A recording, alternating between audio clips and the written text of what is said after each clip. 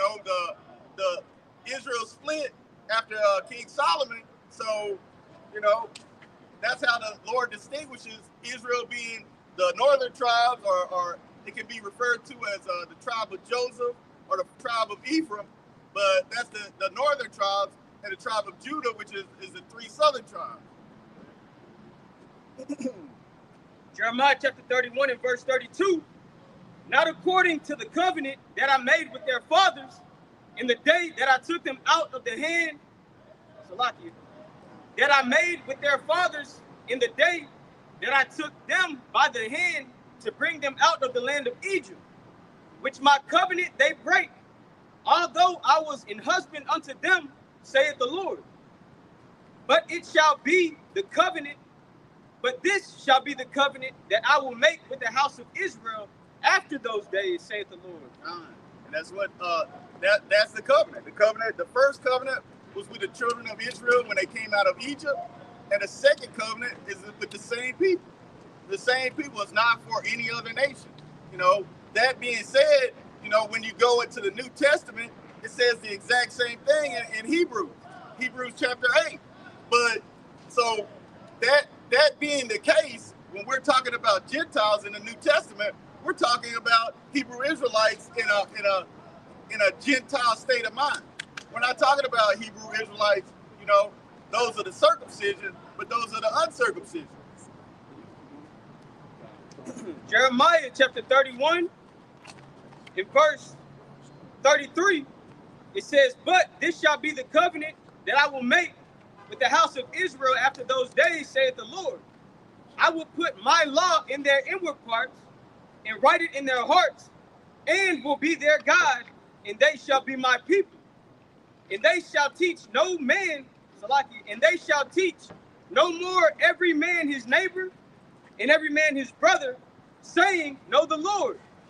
For they shall all know me, from the least of them unto the greatest of them, saith the Lord.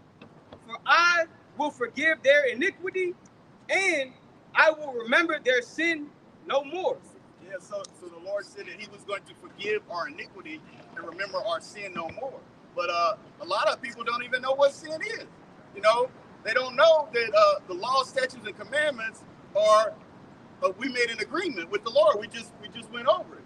You know, did we get to the part where we said all of these things we will do and be obedient? To the 4:15. In Exodus? Yeah. You did? Yeah. Okay. Yeah, all these things, but I lost my train of thought. Okay, get 1 John. This is 1 John chapter 3 and verse 4. Whosoever committeth sin transgresseth also the law, for sin is the transgression of the law. And most people don't even know that. I mean, you can talk to a Christian, and they say that sin is done away with, but they don't even know what sin is. You know, how can a sin be done away with when you're what they so called you're born a sinner? How does that work? It does say the law is done away with. So the law can't be done away with if you're a sinner. I mean, it's simple. Those are easy concepts that, you know, the Christian church has failed us with. You know, if I can add, I think it was Apostle Paul. He said, how would we know what was sin if it wasn't for the law? He said, because the law tells us what sin is. If it wasn't for the law, how would we know what is adultery or murder? If it wasn't for sin, how would we know certain things? So,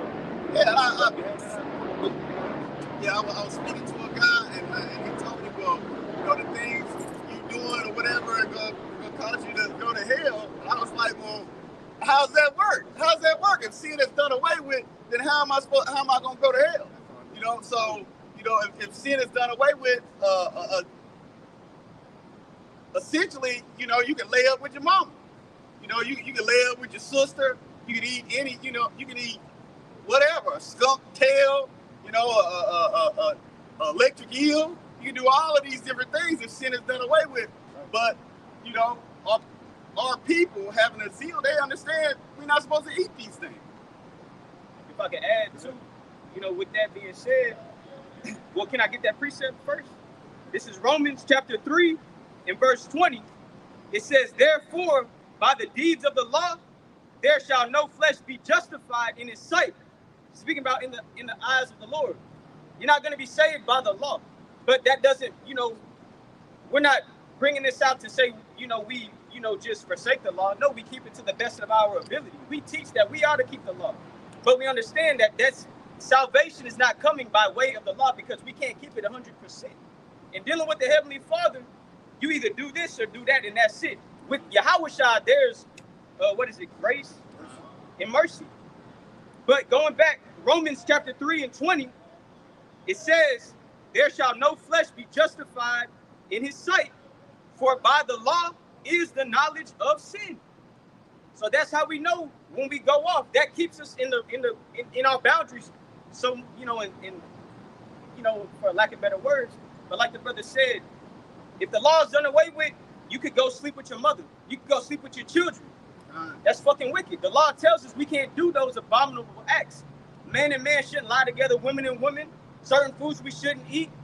There's certain particular days we should honor, according to the law of the Lord. So if the law is done away with, like the brother said, you could just live, recklessly. That's why this is such a sinful nation. You got it. This is Matthew chapter 5 and verse 17. This is Yahushua speaking, who the world ignorantly calls Jesus. This is, says, think not that I am come to destroy the law. This is out of his own mouth. He didn't come to destroy the law so you can do whatever you want. He came to show us a better way, and that's through the Israelites. Think not that I am come to destroy the law or the prophets. I come not to destroy, but to fulfill. So he's fulfilling everything that's written about him in the law and in the prophets. And if you follow Yahushua, you follow everything in his life. He kept the law 100%. He did it perfectly. That's why he has the title, everything that he has. That's why he's in the position. He has that glory. Because he's the one that did it. This is why you need to reverence him. Verse 18, for verily I say unto you, till heaven and earth pass, one jot or one tittle shall in no wise pass from the law till all be fulfilled. So I don't know what these what these pastors and these things are reading, because right there in red letter, Yahushua is saying not one jot, not one tittle, not the least thing will pass away from the law until all be fulfilled. And like we were going into in Jeremiah 31, he said that he wouldn't do away with the Hebrew Israelites as long as the sun comes up, as long as Esau can't search out the depths of the sea. I mean, just to add to the point, Yahushua has two instances that just came off top. The woman, that was about to be stoned. The Lord told her, don't do that no more. Sin no more. Sin is transgression of the law. Then whenever the man asked, the rich man, so to speak, asked the Lord, he called Yahushua good, and Yahushua told him there's only one good, but the Father which is in heaven. He told him, continue to keep the law. You do good by keeping the law. So the law was never done away with when we bring up Yahushua. That's just not the way that will lead to salvation. Second Ezra, I always bring it out, the 7th chapter, 20th verse. It tells you the Lord gave us a straight commandment, which is the law, what we ought to observe to avoid punishment. And get Judges 5:11.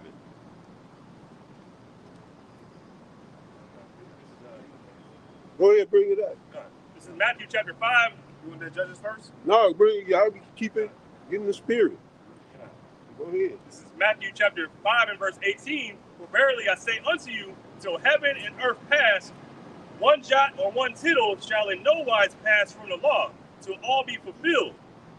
Verse 19, whosoever therefore shall break one of these least commandments and shall teach men so, he shall be called the least in the kingdom of heaven.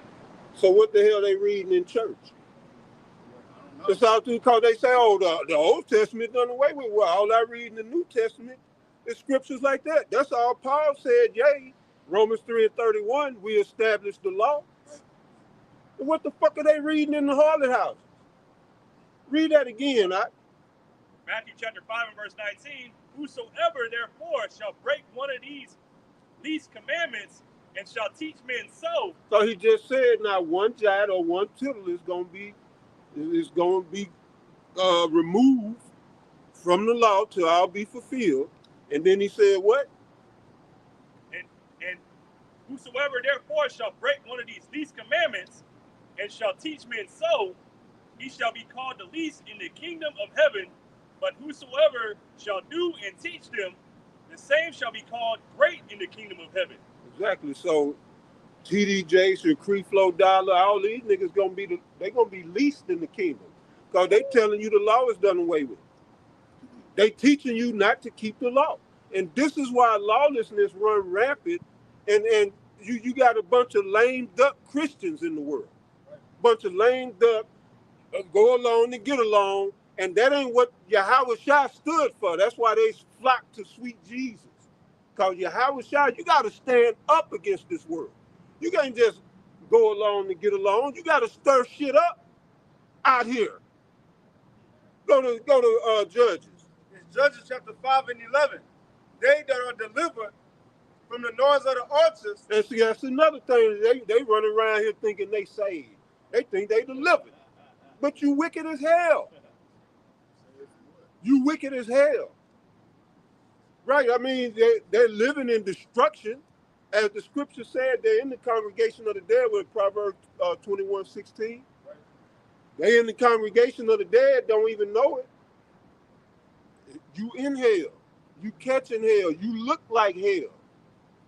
Our people fucked up out here and think this is the goddamn way. They prefer living under sweet Jesus, fucked up, than disciplining themselves under Yahweh Shai in this doctrine, this discipline, and being raised up. They don't want it. They want to stay niggas. Our people are a bunch of low life, low vibrational niggas. Go ahead, Judges 5 and 11. Oh, yeah. They that are delivered from the noise of the altars in a place of drawing water, there shall they rehearse the righteous acts of the Lord. So what are the righteous acts? Oh, well, I need to help an old lady cross the street so I don't, go to hell. Yeah, have a food program and turkey sandwiches. Yeah, hand out food on the holidays, Yeah, Thanksgiving and Christmas. What is the righteous act? And that go back to what the brother brought out. The law gives you the knowledge of sin, but it also gives you the knowledge of righteousness. It's just teaching you not to sin. And not to sin is to live righteous. And all people don't want righteous. Now, John the 3rd chapter tells us that, teaches us that. It's all through the scripture. With Jake being rebellion. You read Isaiah 29, them niggas say, prophesy not to us right things, speaking to us smooth things. We want to hear about prosperity and sowing a seed in this world. How you gonna sow a seed in this world and expect righteousness? And this world is wicked. You sow a seed, well, really the seed is the word you're supposed to be sown into. We are to be sown into. With the living word of Yahweh Ba'ashem Yahweh Shai, we're supposed to produce fruit. We're supposed to produce fruit out in this world. But yeah, you got some more in that? Oh, it says, even the righteous acts toward the inhabitants of the village in Israel, this shall the people go down to the gate. I got one to back you up. So the righteous acts is the law. You got to learn righteousness from the law. You got to get back to the righteousness of dietary law and eating better. Yeah, it's all trash, but keep the law as best you can. Rehearse the righteous act. Start wearing natural fibers, one at a time. We're wearing mixed blends, poly blend material. Follow what you can follow, keep what you can keep. Stay out of other men's bedrooms. Keep what you can keep. Because that's what the scriptures say. They that are delivered from the noise of the altars, meaning the nuclear destruction. That's coming. It's brewing. All right? There, in the place of drawing waters, was the place of our captivity. Here in North America. All right, we slaves all the day long. All right? It used to be from can't see in the morning till can't see at night. This devil that went corporate, he got you working around the clock. He'll either have two 12-hour shifts, or he have 3 8s, you know, and he keep it running around the clock. Right, we slaves. They don't work like that overseas in Europe and Spain. They got 6-hour days and shit.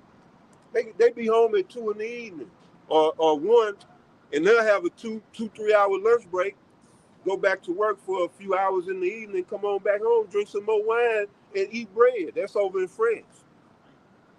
They don't work but a 4-5 hour day. What's that? They have like a 30, 1 month out of the year they don't have to work. They don't do shit. See, that's how you that's how you build yourself. This shit out here, they don't allow you to build yourself. You just continually, as a slave does, you continually tend to these bastards and this goddamn system. You need a month out just to goddamn recuperate, to rest. We gotta rest. The Most High rested. This devil he don't want to honor the Sabbath. He don't want, you know. We got to get out of here, man. But yeah, you don't even have time, you know, to, and that's what they want. They don't want you to, so if you take time out and just to stop to think, you'll see all this shit is fucked up. That's why they got to keep you busy. Plus, when you're not working for him, he got all kind of shit out here to keep you entertained. From sports to movies to just drama. Look at all the drama that's going on. Black men looking bad out here, man. But the earth is given into the hand of the wicked. That ain't us. But all you see is us. You see, this is strategy. Because we are at war. Our people don't want to recognize that we are at war. And all the image of wickedness is us. We're the Epstein list. It's a worldwide organization of some wrong shit going on. And it's the elite. Well, I don't ever see nothing, or even you don't even hear about that. People don't even mention it. Yet they put it all in your face. Like it's funny, they laugh. They wear skin shoes, diamonds with blood diamonds, literally. Have a feast with people laying on. They do the spirit cooking. Yeah, shit, y'all jumping up, man. This is what they doing, but Shannon Sharp, 20-year-old, man, get the fuck out of here, man. Diddy. Yeah, Diddy. Now Diddy got what he deserved. Shannon just, you see, and you know what they go back to? That's that goddamn football culture. Cause he got a fetish about being a slave. Basically, he got damn near the same shit with Sakari, and they both got busted in the same way by Tex. Now, Alizé like to be dominated by white women, or the black woman that got dominated by the black man, or the so-called white man. And he liked to, Shannon Sharp liked to be talked down to by the white woman. And that's Willie Lynch shit. Football reinforces that stereotype because it's one little frail white man bossing around all these big buck niggas. Right. And they run around the goddamn dressing room butt naked, slapping each other, playing grab ass. And this plays into the psychology of a lot of the freakiness that come out. Now, the brother spoke on this last Sunday. You on the football field, you got your hand in between a man's leg. That whole shit is on the homo vibe. Right. So it's no wonder he got these freaky fetishes. But look, you in the world, you don't see the fucking poison. Because football is held in high esteem. Give me Ecclesiastes 10:6. But hold what you got out. We coming back to that. Football is held in high esteem, and it's on some homo-ish. Just because the white man put his psychology in it. In its pure state, it's just a sport. is meant to teach boys the art of war. Young men, adolescents, growing up, you become a grown man. What did Paul say? Get it. Get it. Read Ecclesiastes 10 and 6. It's Ecclesiastes chapter 10 and verse 6. It says, folly is set in great dignity. Right, especially in Babylon. But this whole world is folly. But guess what? Babylon is the root. It broadcasts its folly globally. All right, and again, we the face of a lot of the goddamn foolishness. You know? But yeah, this folly is set in high regard. Football, these some multi-million-dollar niggas that play football. And then they end up, can't even formulate a sentence when they get up in age. And boxers, the same way. But, you know, what do they contribute to society? And that's why they make the millions. Yeah, distraction, entertainment. The brother said bread and circus. Y'all speak up, y'all jump in there. And that's why they make the money they make. They ain't gonna pay the mill workers, the factory workers, even the teachers, the doctors. The doctors get paid to keep you sick. That's what I was about to say. The doctors too. The doctors get high Yeah. price and all that. Even the people, even outside of real work, like NASA people, they get paid a lot too to keep keep faking shit like that. You have people who paid to keep the story going. Right. And they ain't gonna tell you, hey, I'm paying to keep the story. For example, the Truman Show. This man ain't We in the goddamn Truman Show. Yeah, he didn't know his friend, his wife talking to him, and she said, hey, how you doing, baby? Do you want some of this milkshake right here? Got so and so in the grams and you know, vitamins and all this in it. It's $17.99. He didn't know it was fake, but people was getting paid to, and that's the same thing we seeing right now. Can I get this real quick? Really, I got kind of two of them. Yeah. To back you up, this is Joshua chapter 4 and verse 8 and verse 9. Joshua chapter 4 and 8, it says, if Hebrews chapter 4 and 8. Hebrews chapter 4 and 8. It says, for if Yahushua, which is Joshua, that's who it's talking about, because Joshua, who came after Moses, him and Yahushua, or how to say his name in the Hebrew, it would be Yahushua. And him and our Lord had the same name, you know, which his name was Yahushua, but then Moses changed it and said, you gonna be the one to deliver Israel, save Israel, and bring them to the land. So his name would change it to Yahushua, which that's a way to prove that it ain't Jesus, you know. But right here it says, Hebrews 4 and 8, it says, for if Yahushua or Joshua had given them rest, what is he talking about? Once we came out of Egypt, 40 years in the wilderness, if that was our real rest, that Joshua, Caleb, and the little children, if that was it for the nation of Israel, that's all we're going to get, you know what? That's a cut to a vocab now. Oh, these Christians saying that the kingdom not for us. They says, no, that's what it's going to say. It got another rest for the Israelites, man. And have another rest for us. And after this, I want to kind of shed light on what other types of power is going into and why us as Israelites, we need to get out of here. You see why we need to get out of here, man? But I'm going to finish this. It says, for if Joshua had given them rest, Hebrews 4 and 8, then he would not afterward have spoken of another day. There remaineth therefore a rest to the people of the Most High. Yeah, that's a cut all day. So, yeah, Joshua brought us into the land, but that wasn't the end all be all for the Israelites. We're going to have another rest. But that was going to the first half of what Elder Tyson Power was speaking on. You know, our people think they're comfortable. You know why? Because they really don't think they're slaves no more. Just because a nigga got a job, or he got a scat pack, you know, the Chargers, or what's the other one? The Jeep. A Hellcat. Yeah, the Hellcat. He might have a Hellcat, the chains, or the draft. You know, the draft tonight, niggas, see, a nigga think just because I'm making millions, I ain't no slave. I can wake up when I want, do what I want, I ain't no slave. And that's the cold way that Esau got you, though. That's why he wants you, so you don't think you're a slave. But the point is, they're the biggest slaves. The more money you got, the more you're a slave. Yeah. Shaq had the nerve to tell Shannon Sharp, he said, because you know they beefing right now, two big ass niggas beefing. And Shaq told Shannon Sharp, he was like, yeah, you better chill out. He was like, you know, I know how you got in the position that you in. So who knows what he's talking about? Yeah. Cause you know Shaq a Mason, so But shit, Shaq like him young too. He made a comment about Angel Reese. Yeah. And Ice Spice. Oh yeah. But I mean, you know, in this world, that's the thing too. Esau doing all that with the having the little children in traffic.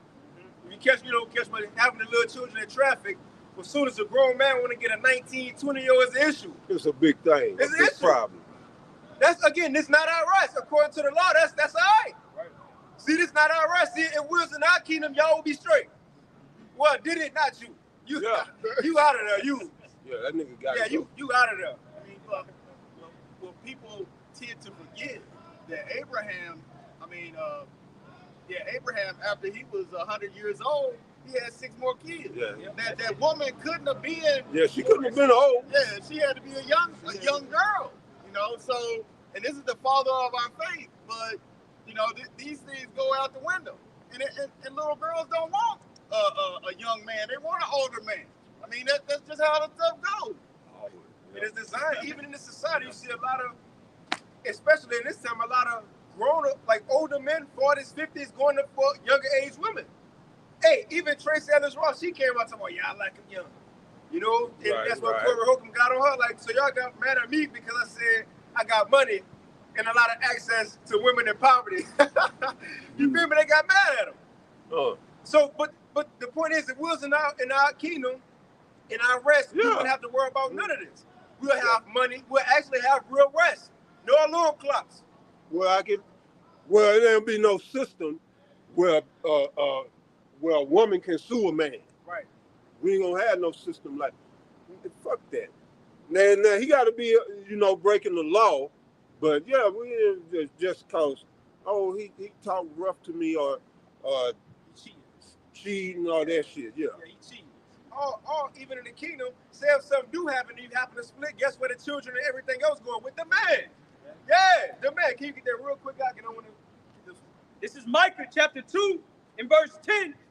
Arise ye and depart, for this is not your rest. Right, arise and depart, for this is not our rest.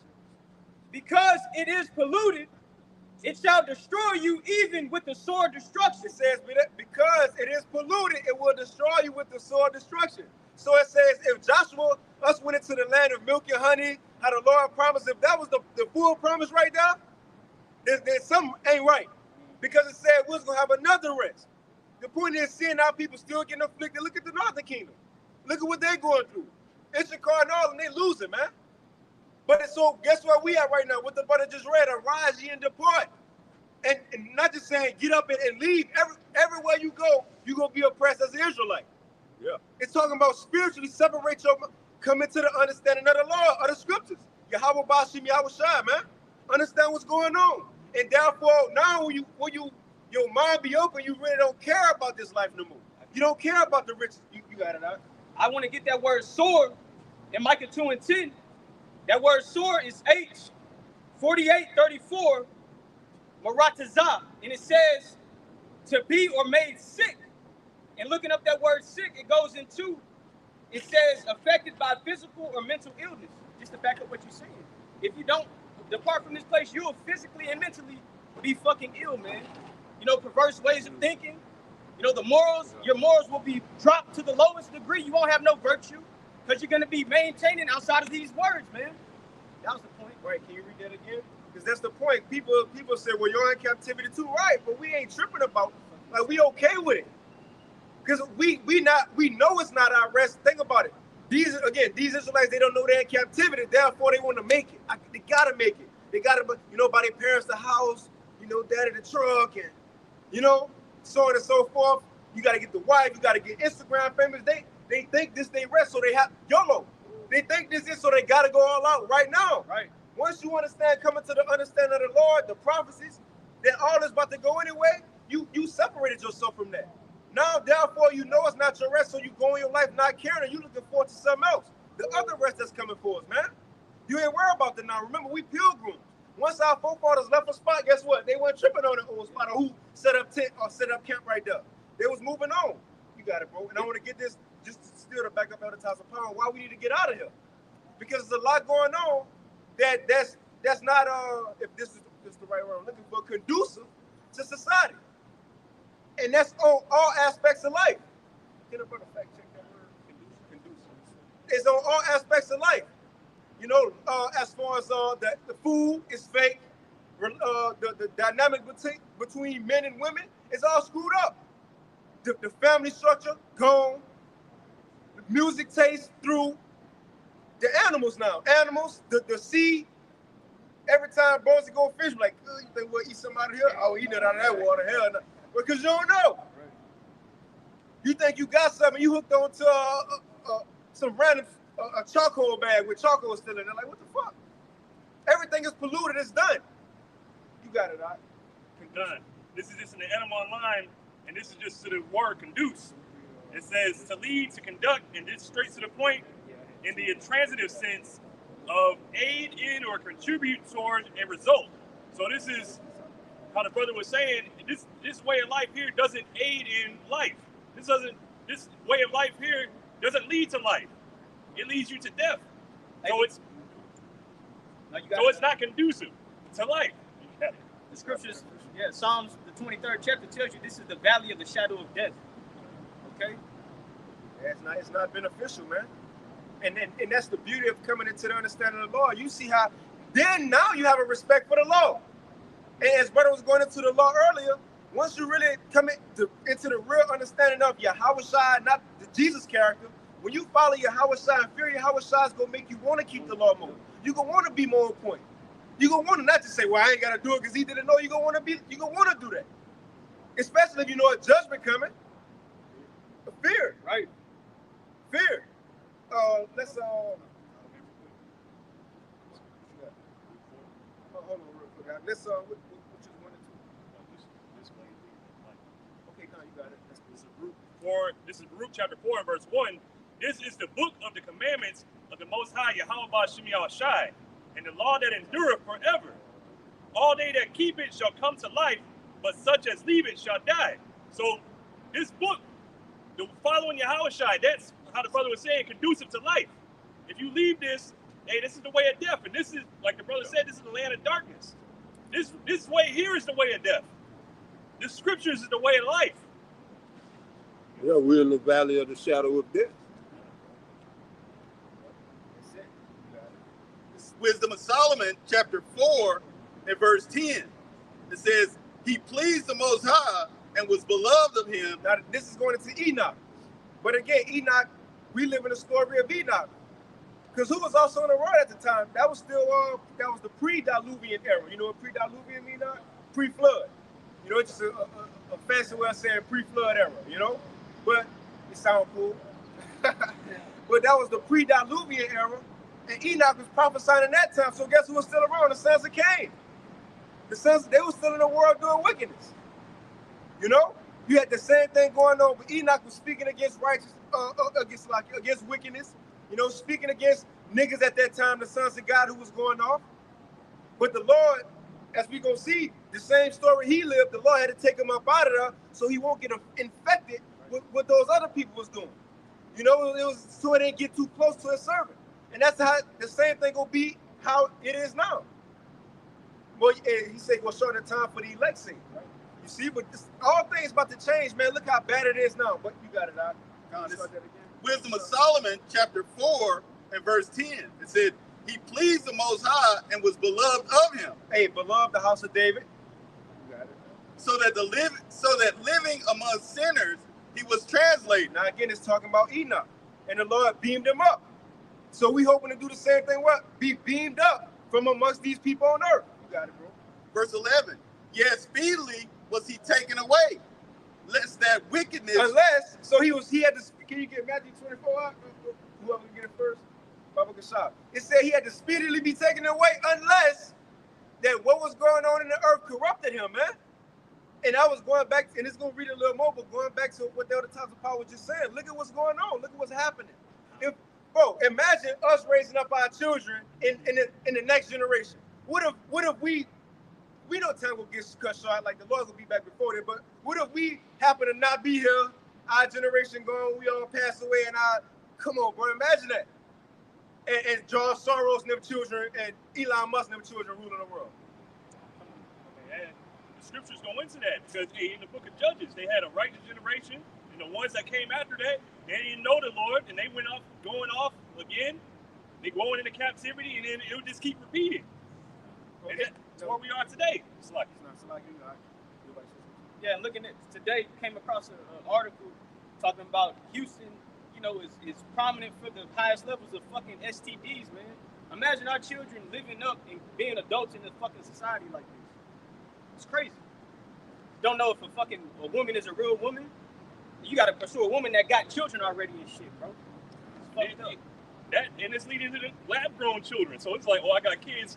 Yeah, so imagine that in AI. Imagine the world like that. It's got to be put to an end. Can you read that one more time about Enoch, and we'll hit that Matthew?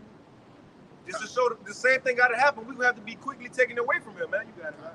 This is Wisdom of Solomon, chapter 4, and verse 10. It says, "He pleased the Most High and was beloved of him, so that living among sinners he was translated." He was translated. You got it out. All right, this is Matthew 24 and verse 22. "And except those days should be shortened, there should no flesh be saved." And except those days shall be shortened.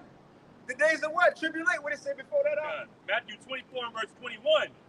"For then shall be great tribulation." For then shall be great tribulation, and especially in America. "Such as was not since the beginning of the world to this time. No, nor ever shall be." Right. "And except those days should be shortened." Speedily, unless the Lord speedily cut the time short. Again, that's how bad it's going to get. Now imagine if the Lord didn't cut the time short and this went on. Bro, you'll probably have drag queens as the next president of America. You know? Like, how would this go on? Everybody will have to have an MOTV because according to prophecy, that's where it's going. Like Esau, the Lord ain't just going to let Esau go on like this. The food, imagine what the food going to be. They're already telling you, you eating people on a KFC commercial. She walked out there with the person in her, just like this. She had a person, so like, I don't know, water. She walked out there with a person in her arms, went in some gravy, and came back out as a piece of chicken. Yeah, they telling you y'all eating people, man. That's why it got to be cut short. They finding teeth in McDonald's. One woman found some in the McNuggets that she bought for her children, and then somebody just found some teeth in Egg McMuffin in the bun, I think. So, yeah, what old Finkelstein said, he wasn't lying. They put the sacrifice in the food supply.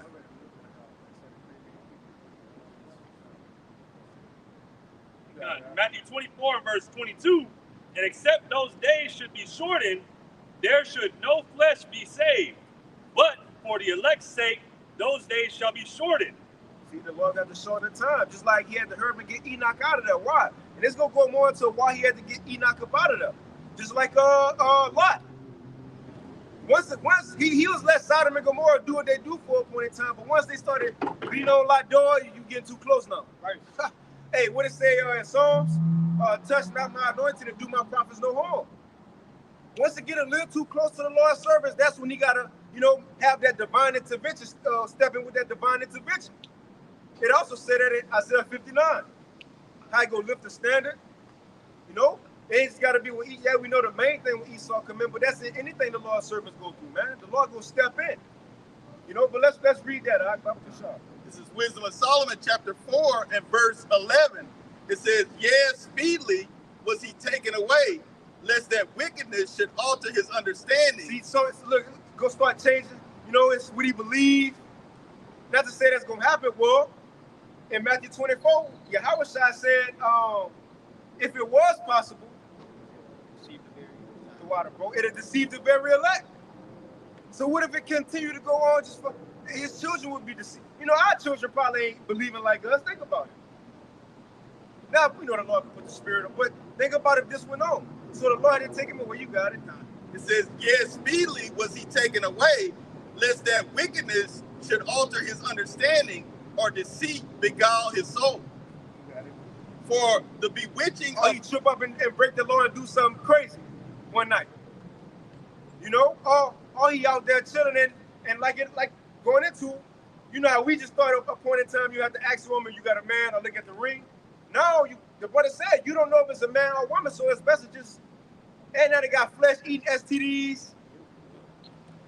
The brother Zachariah posted a woman, she got a BBL, had maggots coming out the BBL. Which, and this BBL generation, if this continue years down the line, man, it's gonna be a settlement, lawsuits. You know how it is now when people find out about shit like the pants, people trying to sue the people now. Those non-stick pants, Teflon, people suing over the bug spray? Roundup after they find out about certain things, right? Like other times the pot said, what you said again? This is a live. Oh, you talking about a case study? A case study. So if this go on, what the people gonna be like who was minds on straight phones all day and eating this fast food all day and BBLs and this new school system? What that's gonna be like? That's why we gotta get out of here. Right. If this generation, the YNs be grown ends, what's that gonna be like? You got it, bro. This is Wisdom of Solomon. Days of Noah. Days of Noah. In verse 12, it says, "For the bewitching of naughtiness doth obscure things that are honest." See? Yep, got it. And the wandering of concupiscence does undermine the simple mind. Wandering, you getting to thinking about, like Elazar, he started thinking, wondering. Again, being in this world, it altered his mind. He was here too long. Ultimately, the Lord ain't, really had a spirit on him like that. And at the end of the day, if a person not elect, you're going to fade away eventually. You're going to fade away. And that's the fear that we should have towards the Lord, that not knowing, man. But can you read that again? It says, this is Wisdom of Solomon. Wisdom of Solomon, chapter 4 and verse 12, it says, "For the bewitching of naughtiness." Well, go to 2 Corinthians 2. I guess around 6. Read that again, Art. This is Wisdom of Solomon, chapter 4 and verse 12. It says, "For the bewitching of naughtiness doth obscure things that are honest, and the wandering of concupiscence doth undermine the simple mind." Now, I know you had a point, but that's what I was speaking about. Like, football being held in high esteem, people don't see the filth of it because they've been immersed in it so long. It's just like Dick Gregory used to give an example about, the paper mill. He said it got a smell that's horrible. But he said the people that work there, they've been around it so long, they, used to it, they don't notice the smell. But you go in there for the first time, you're gonna know it. But that's Babylon. See, the Most High had to bring us out. That's why he told Abraham, get away from your people, Well, we had to be brought out because you can't see the forest for the trees, as they say. You got to come out of the forest to see the trees. As long as you're in the forest, yeah.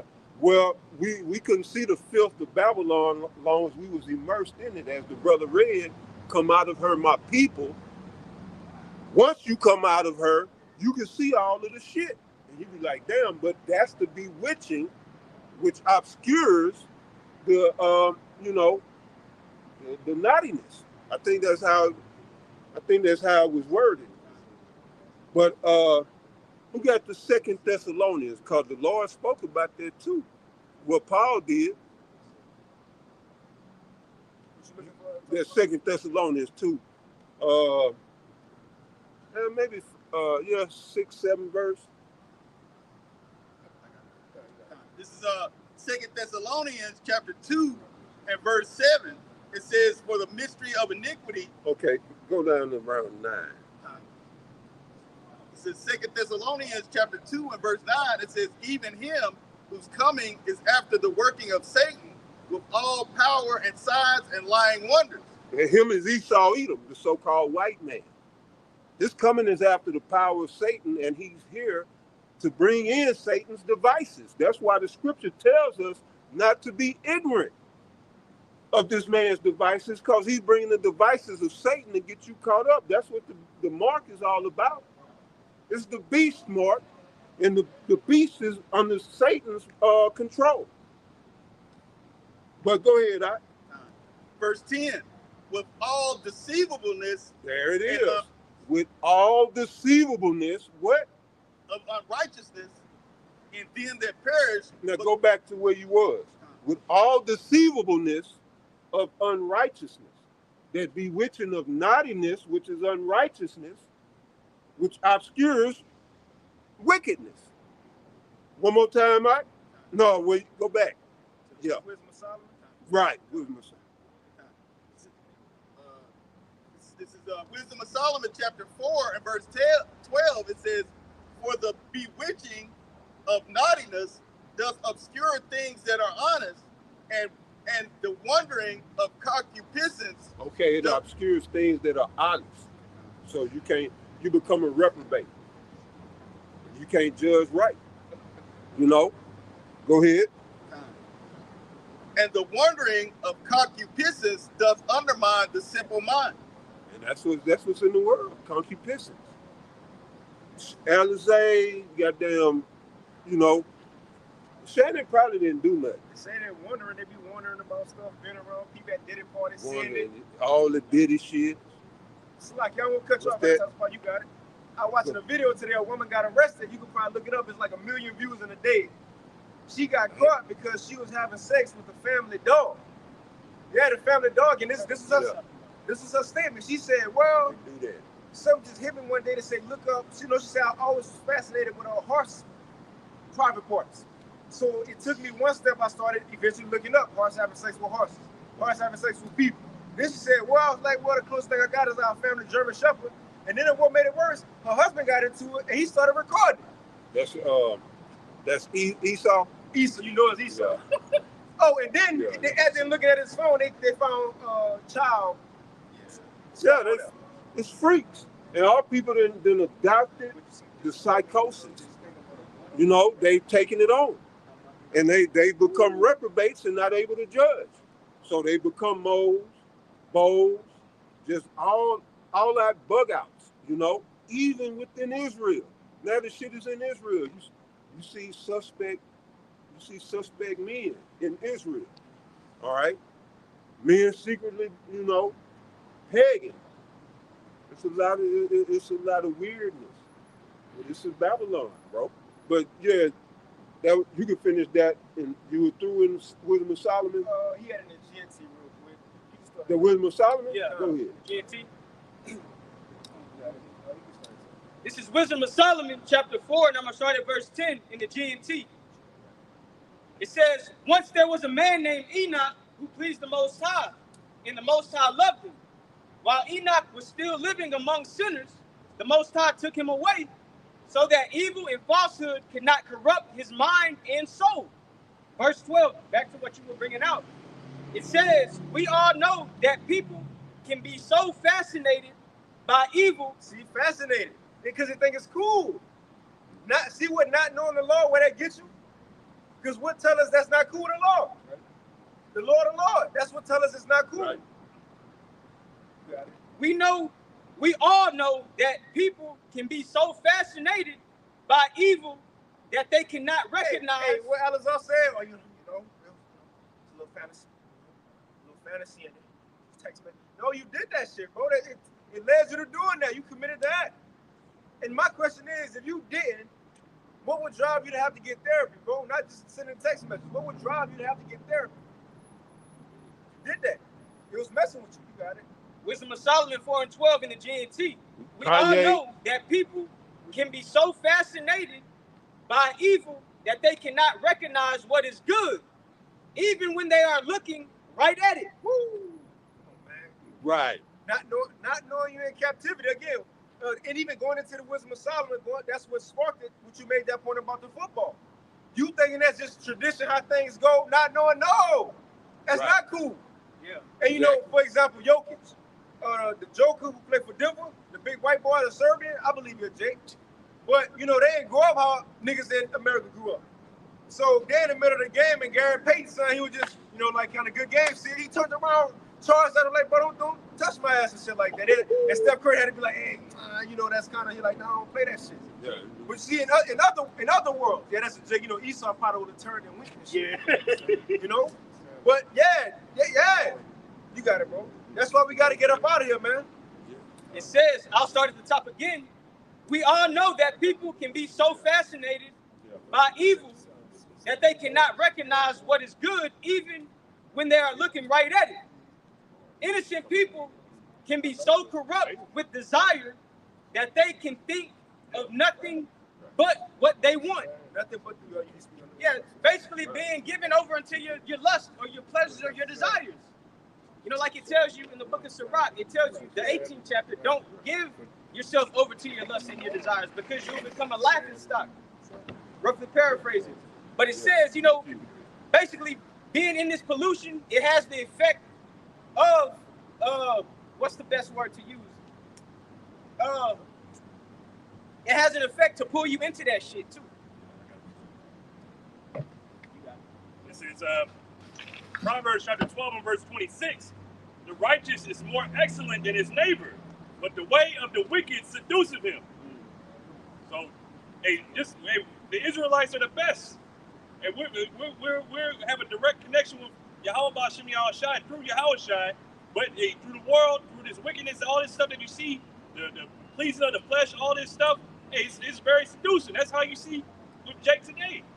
And even now, it's the same thing in the ancient times with the Midianitish women. All that it's powerful. Yeah, you look at the movies Jake like to watch. There's niggas selling drugs and killing one another. Hood movies and shit where we kill each other. You know, that's alluring to our people. But they go back to 2 Thessalonians, right? You had a little black dude the other day, little Jake dude, probably like 9 years old. Yeah, want to be like King Von. Yeah, he was like, man, who your idol? No, he was like, man, what you doing? He was like, man, I'm just out here trying to be like my idol. They're like, who your idol? They're like King Von. Right. Our people, because Esau glamorized it. And so our people, they think that's the life. Go ahead, Ike. This is 2 Thessalonians chapter 2 and verse 10. It says, and with all deceivableness of unrighteousness in them that perish, because they receive not the love of the truth, that they might be saved. And that's what it's all about. And y'all had spoke earlier about death. But basically, if you don't have this word, you gonna die, and that backs it up. Like you got it. So that's it. And we telling our people, look, this is not real. Nothing that you see is real. And as much as they think we crazy, we blind. No. As long as you keep following Esau, you could be led off a cliff. Can you read that again? It says because they didn't want to receive the truth. What's the truth? What we said. Because only the elect, that's what we care about, you know, but because they don't want to believe that we tell them, look, the economy about to crash. The dollar about to be worth nothing, which is not really worth nothing now. You know, eventually everybody gonna have to get under the CBDC and get an RFID microchip, man. But see, people don't want to believe that. They'll look at the other side and like, well, it's making blind people see, right? It's making handicapped people walk. Man, I could open my car with my hand. The cool shit. You got it, Doc. This is 2 Thessalonians chapter 2 and verse 10. And with all deceivableness of unrighteousness in them that perish. Ooh, you got to think about how, I'm Salaki, but, you know, Esau's job was to go out and deceive the world. You don't think his last effort to keep his kingdom, you don't think this is going to be the most deception he about to ever bring on the earth? You don't think he about to just let it, even when you play sports. When you need to score or need something, what you start deceiving. You do trick plays. Ready, down, set, coach. This is the wrong ball. You run to the sidelines and take off. You come out with all the phone Brewski. You come out with all the deception, the herb and scope. Esau really about to show what he got. He about to let it all hang out, man. That's why, again, we're going to have to, Lord, going to have to put a stop to it. It's going, and that's the time kindergarten gets second, that was 15. And can we start in GNT? You got it? Oh, I got it. KJV? That's cool, too. We can get it. This is starting at 10. Kyle, you can start at 10. Matter of fact, can we read that again? This is 2 Thessalonians chapter 2 and verse 10. And it says, and with all deceivableness of unrighteousness, and them that perish. Them that perish, why? Because they receive not the love of the truth, that they might be saved. They won't believe it. You got it. And for this cause, the Most High shall send them strong delusion that they should believe a lie. And that's when they go get caught up in it. Just like what it said about why you had to take Enoch. If you started and you keep going, now you could in the spider's web. You caught. Now that's just your lifestyle. That's what you do. So on and so forth. Now you love the world, or you want to rap, and you just doing something, and now you went viral, and now you got fans, and now Interscope just offered you a deal. You can't stop them. You can't stop. If you keep going, you got to keep going. You went to the party, and that's the thing, how they get people. Just like you go on a college visit. It's called an official visit. They lay out the red carpet, and niggas think that's everyday life. No, even I'll tell you how far they go to deception. Even women on the campus, they already have it set up. You think you're going to a random restaurant, no, hey, that's how it is here, bro. You might as well come here. Like, you feel me? Yeah, that's how it's some bullshit. Now you caught up in it. Now you think that's the life. You got it, bro. 2 Thessalonians chapter 2 and verse 12. And that's why a lot of fellas, man, sign up for this, man. Because you fell for the official visit. You got it. 2 Thessalonians chapter 2 and verse 12, that they all might be damned who believe not the truth, but had pleasure in unrighteousness. That's it, man. But you love what you loved it. You loved the new AI shit. You was cool with it. You was all right with the CBDC. You okay with the way Esau doing things in 15 minutes in. Well, it's gonna be convenient. We ain't gonna have to work. I'll stay home all day. Because bro, Esau did it so cold. Man, I was thinking about this the other day. You know, out of nowhere, think about the money that people been making off the internet. I'm talking about podcasting. I'm talking about streaming, being Insta famous, whatever. Think about this money that they've been getting. I was like, how? Esau gonna crash all that. A lot of people have Bitcoin. Esau gonna crash that shit, cut that shit. All the millions and the child stars and the podcasters, right. They gonna be begging for money. And guess what's gonna be the new thing? You can get it. It's on the internet still. You can still do your podcast, but it's digital now. It's gonna change. See, Esau been letting these people get all this money just streaming. Oh, you post one picture, like I think Kylie Jenner or somebody. I see she posts one picture on Instagram, she'll get like 500, 200 million some dollars. Just advertising. But you fell in love with it because of the money, the lifestyle, not knowing you've been led into a burning pit the whole time. But you can get that out because now the Lord is too far. It went too far with it. It's doing too much in earth. That go back to the Shannon thing because the chick was only fans and she was making bread. And so this is gonna cause problems. And that's probably pushing a lot of that lawsuit. Because the money is drying up. That's a good point. The money is drying up. And these bitches used to that easy money from these simps, shit, they'll take you to court. And you don't want to give it, they'll set you up and take you to court. It's treacherous out here. Babylon is treacherous. It said perilous times. When a man can't get pussy, it's perilous times. Or you can either die or lose your whole life's work. Well, if you die, you lose your whole life's work anyway, but that's your options now. Ain't no falling in love or a woman falling in love with you. It's treachery out here. Y'all got it? Today I heard something about the student loans. They said they're going to start... lock motherfuckers up. Yeah. They garnish your wages. I owe a student loan. I wish the motherfucker would. Think they gonna come around here with that bullshit. I wish they fucking would. But they sent all that money over to Ukraine and all that stuff. Those people gonna be angry. Well, not that, but I ain't got a tax return in 30 years behind that, so I don't owe them shit. They ain't got that plus some. But you know what they do? They hold the principal. So every time it's going on interest, fuck them, man. Fuck Esau. They could have easily took that money and paid that off. Been paid that off. whatever they taking from your tax, it could have been. See, Esau. See, that's why the law had enough of what's going on. We got to get out of here, man. The deception went too far. It's way too far, and that's why the law got to put in. Let's get that out. Let's get that, bro. Even another thing, the NIL shit. Out of nowhere, Esau just started giving niggas money, college football, you gonna make money. College. Why? Think about that. Why? A lot, yeah.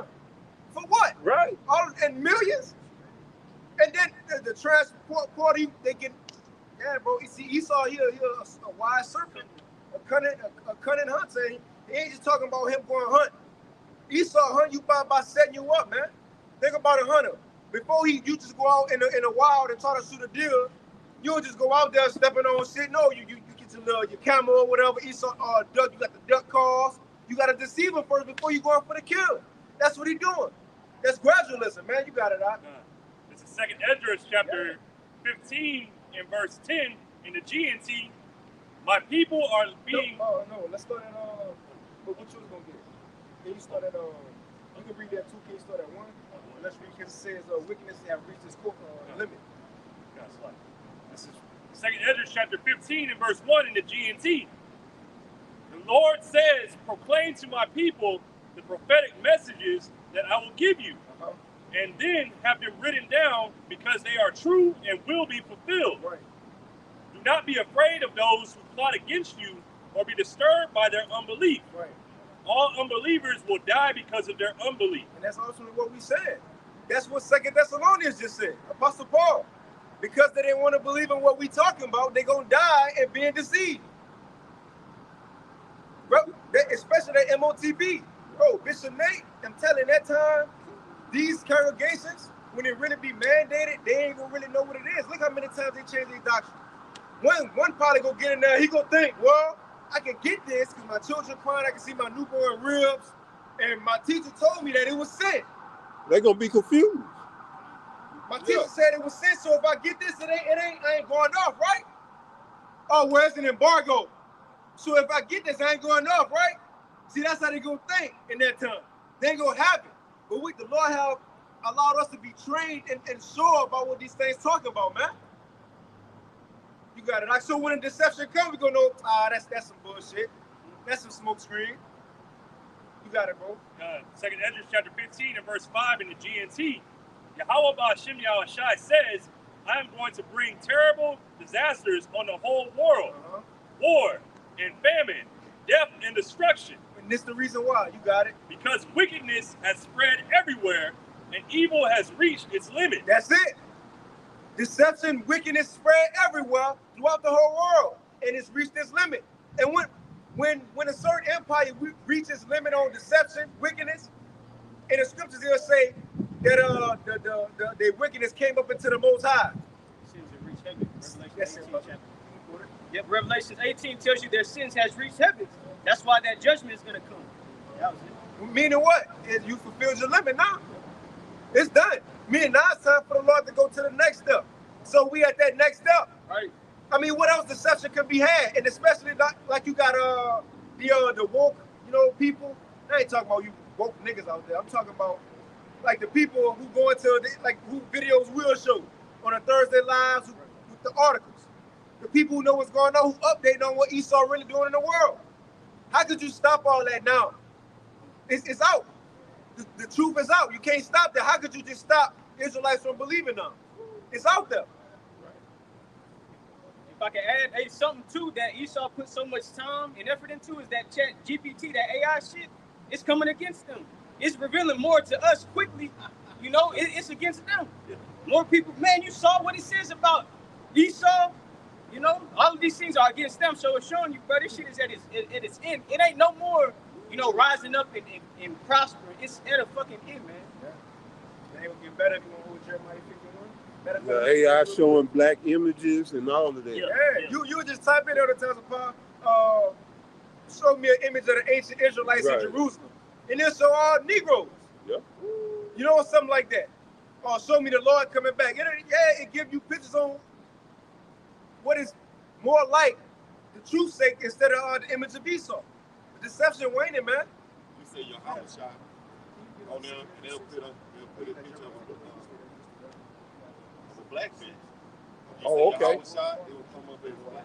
Okay, on Google, how you Before you do that, they come up as you put Yahweh Shai. It come? comes up like that, but you say Jesus come up white, but they say Yahweh Shai, you can see it.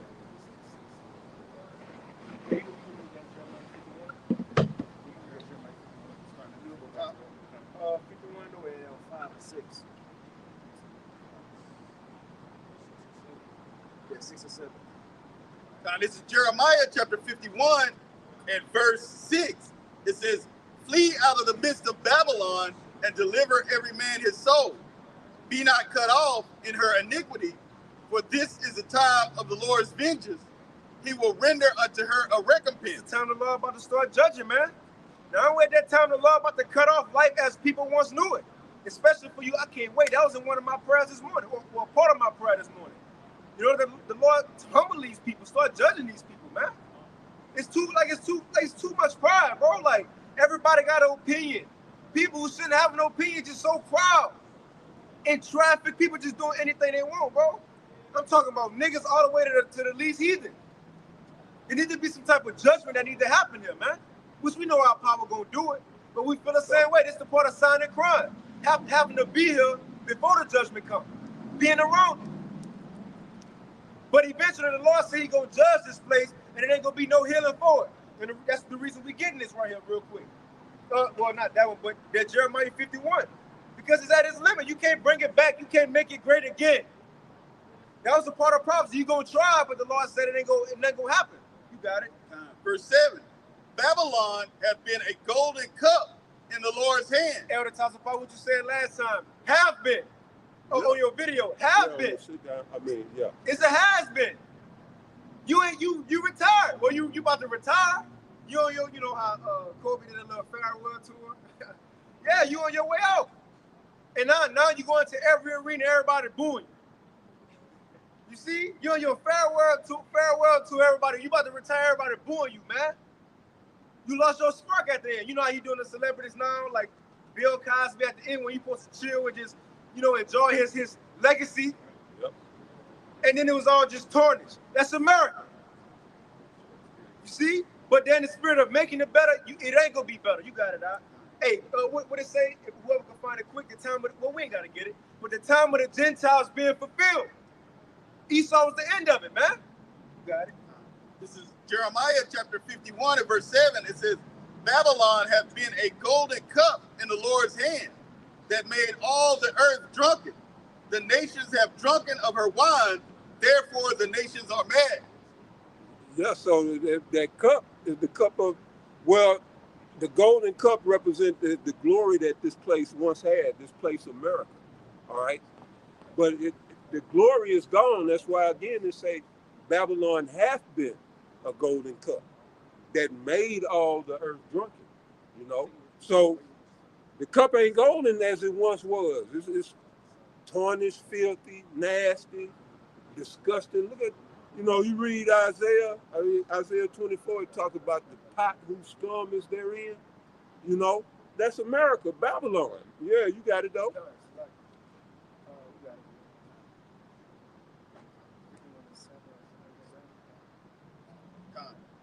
This is Jeremiah chapter 51 and verse 8. It says, Babylon is suddenly fallen and destroyed.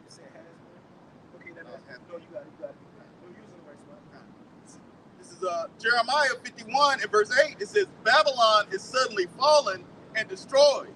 How for her take balm for her pain, if so be she may be healed. And that's that spirit of MAGA right now. Let's make it great. Even Joe Biden, build back better. And these Americans think it's gonna get better. Mm-hmm. But no, the Lord, even the Lord was on point. You was gonna be in that spirit at the end. But it ain't gonna get better, man, because it's done now. Yeah, it's done. Is it? They put that out there to give these Mark Mains hope. That's to give them hope. And so, while they crash and everything, they still got that hope. Some people still believe that things gonna turn around. But shit. Yeah. Like when they said the golden age, Americans thought, oh yeah, we going back. But that was the elite. Trump them telling the elites, it's the time that we take this we transcend them. Because America was the last piece on the puzzle, so now the nation can come together and begin this digital system. They needed Trump in there, man. He the perfect person. But that was a message to the elites. Now we can begin. Why do you think Elon Musk was so excited when he spoke that night? He said, yeah, we about to go to the next level. Yeah, all that shit. That's what he felt. You see? But you got it, you got it, bro. Jeremiah chapter 51. This cracker get crunk. Who was that back? Dole? Was that Bob Dole? Yeah! He did that. I remember that. Yeah, back in the day. Yeah. You got it, Doc. It's Jeremiah chapter 51 and verse 9. It says, we would have healed Babylon, but she is not healed. It's not healed. Forsake her and let us go everyone into his own country, for her judgment reacheth unto heaven. See, reaches unto heaven. She had his limit. And is lifted up even to the skies. Done. So and that's why we have comfort, because we know this shit over with. And even that, like going into work, that's why I try to put my mind, because we don't want, bro, getting up and you got to go slave away. We had our jobs and co-workers more than we would our wives and children. Think about that. And we doing jobs and investing in time at shit we don't care about. But, and if your children in school, they with strangers more than they with you. Man. You know? And that's real strange. Right. You know? Now, when I was growing up, we had, we knew some of the teachers because they was, we had a small town. So, yeah, my grandmama and my mama and them knew some of the teachers. But, now they got queens in there and all this weirdness. And all, going back to what y'all was saying, they immersed in it. If they in the public school system. Even Esau saying, take your children out of school. That's Esau. Right. The black woman ain't gonna do it. And they saying up to private schools. Well, some of them homeschooling too, though. Right. But y'all got it. Hey, so, I know a couple of brothers, we, homeschool our children. Now, this was like a year or two ago. So before you start the semester or whatever, you got to go click on, I guess, what you want to, social studies and math and science, your curriculum.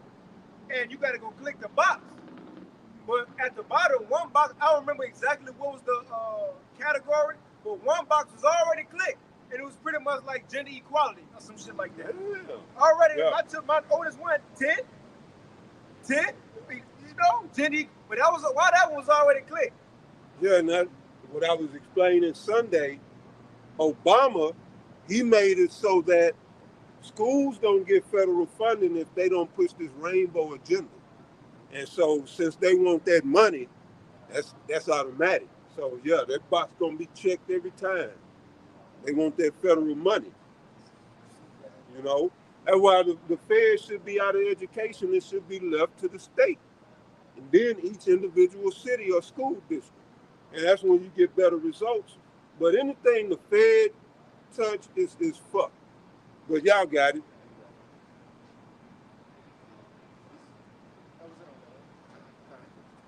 Let's get that second after 6. And this going to prove that we at the end of Esau world. Because what was one of the main signs? This truth being out, man. This truth been on the forefront. And then everything else going to follow a decayed society. Because you know what? It ain't just that we out calling Esau the white man, telling our people we Israelites. With this truth coming out now, even that, people started wearing stones and getting into Palo Santo and healthy. You see a healthier lifestyle that's been out there, so on and so forth. Even the rap pill thing. I know that all the time some pockets speak on it better, but I know when I came in, you had a lot of those old videos. Niggas wasn't even doing this yet. It wasn't podcasts yet. Podcasts, yeah, you had them, but podcasts blew up during that CB19 when they were sitting there at home. You had the apostles pretty much already doing podcasts, sitting on the sofa with the background, the blues, the end of the world, telling niggas about women. Right. Don't send for these hoes, man. But you see, that spirit came into earth as well. Right. So just that energy, that energy of truth, that manliness, it ain't just gotta be as far as the white man, the devil, we the Israelites, Deuteronomy 28:68. It's energies that's going out there with it. Hey, but let's get that. This is 2nd Ezra chapter 6. And I'm going to start at verse 7. It says, Then answered I and said, What shall be the parting asunder of the times? or when shall be the end of the first and the beginning of it that followeth? And he said unto me, from Abraham unto Isaac, when Jacob and Esau were born of him, Jacob's hand held first the hill of Esau. Verse 9, for Esau is the end of the world, and Jacob is the beginning of it that followeth. So that's to tell us how all this go end. The so-called white man gonna be ruling at the end of the world, and it says once he fall, the Israelites, the so-called blacks, Hispanics, and Native Americans, we gonna rule after. Now one would say, well, how that's gonna happen? We don't have an army. We don't have nobody sitting in the seat for us at the UN meetings. Well, how did the Israelites come out of captivity in Egypt? Divine intervention. That's the whole point of the man the world ignorantly called Jesus. He come and save his people from captivity. Right. That's the point. See, people don't look at the Lord like that. They just say, I'm saved by Jesus, in the blood of Jesus, and I'm baptized and I'm saved. Not in their mind, because of they take the Lord's mercy and twist it. Well, now I believe in so-called Jesus, I can do what I want because I'm saved, so when I die, I'm going to go to heaven. No, the Lord coming to you. And when he coming, it's going to be destruction. Really, everybody go meet their maker. You ain't got to die. He coming to you, man. The Lord coming to earth. Right. And those who serve him, believe in him, the true Lord, Yahweh, he going to beam you up out of here, the Israelites. That's how it's going to happen, man. But the point is, Esau, the end of the world, Jacob is the beginning of it that follow. Now it's about to go into some signs on how we know we're at the end of Esau world. Can you put This is 2nd Esdras chapter 6 in verse 18. And it said, behold, the days come that I will begin to draw nigh. Who is this talking? It's the Lord. He the one who be sent back, right? You got it? And to visit them that dwell upon the earth. Right. He coming to meet. The people go meet their maker. You got it? And I will begin to make inquisition of them what they be that have hurt unjustly with their unrighteousness. And when the affliction of Zion shall be fulfilled. That's second Ezra 6, right? When will the affliction of Zion be fulfilled? Lamentations 4. Can everybody get that real quick? Lamentations 4 and 21. When will the affliction of Zion be fulfilled? Their last captivity will be under Esau. Now, who's Esau today? Esau is the biblical nation of what we would know today as the so-called white man, woman, and child, or the Caucasians. Just like our biblical nationality are the Israelites, but today we're known as Negroes, Mexicans, Puerto Ricans, Dominicans, Cubans, so on and so forth. You got it, Doc. Let's get there. Just to show Esau, this is our last captivity. You got it. This is Lamentations chapter 4 and verse 21.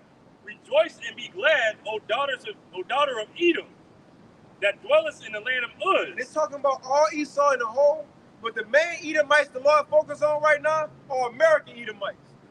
Yeah, the Lord gonna deal with the Russian Edomites, the European Edomites, when, he gonna deal with them too. But the main destruction coming over here to the Edomites in the hub, the main hub of Esau rulership, America. This is the modern Basel, the modern day land of Uz. You got it, right? The cup also shall pass through unto thee. The cup gonna pass to you. What's the cup? The judgment of the Lord. What we've been through as a people, so-called blacks, Hispanics, and Native Americans. We had to drink the cup of the Lord, which is what? Slavery. Being called a proverb, a byword. Being at the bottom, which we the chosen people, but we're at the bottom. But look at our people in the ghettos. That's the cup of the Lord. But now the Lord said the nation of Edom, you go drink the cup. The heathens go drink the cup. You got it. The cup also shall pass through unto thee. Thou shalt be drunken and shalt make thyself naked. You got it. The punishment of thine iniquity is accomplished, O daughter of Zion. The Lord said the punishment of our iniquity is accomplished, O daughter of Zion. What's the context? As the Lord telling us we done with captivity, he telling the nation of Edom, you about to start captivity. So as we know the so-called white man world is falling, what that mean for us? We about to rule. Look at the times. We about to rule. Yeah, it's a changing of the guard. As like it spoke about the house of Saul concerning the house of David. King Saul's house was I forget how it was worded, but it said Saul waxed weak. That's it. And David waxed strong. And his kingdom waxed strong. And the Lord is right now raising up that tabernacle of David that had fallen. And as he's raising us up, Esau got to fall down. you know, and he's losing power, we gaining power. But yeah, brother. He winning, he waxing. Right. Lamentations chapter 4, verse 22. The punishment of thine iniquity is accomplished, O daughter of Zion. Oh, another thing, we don't have to fear this goddamn devil. You know? His whatever the fuck his drones, 5G, he ain't got his supersonic, whatever the fuck he got. With that Skylord, all the weapons he got. We ain't got to fear none of that. That's for the wicked. That's what Romans 13 tell us. All of that shit, this weapon system, these 5G towers, that's for the wicked. It don't have no power over us unless you fall into fear. Now we know some of us are gonna be martyred, but still stand in your power if you're gonna be martyred. Don't fear this goddamn devil. Right. We ain't got nothing to fear. Stand in his face and tell him, fuck you. That's right. That's how you tell him, fuck you. But the scriptures say, the Most High gonna give you what you gonna say when you in them devil's face. Don't even worry about it. He gonna tell you what to say. But we ain't got to fear it. This man ain't got nothing that we need to be worried about. And that we got the Most High. We got Yahweh Shai. Why Yahweh Shai? Can't nothing fuck with us. But yeah, bro. And in knowing Yahweh Shai, you already conquered the world. Not saying we already made it, right? But just like Apostle John said in 1 John, he said you have overcome the wicked one.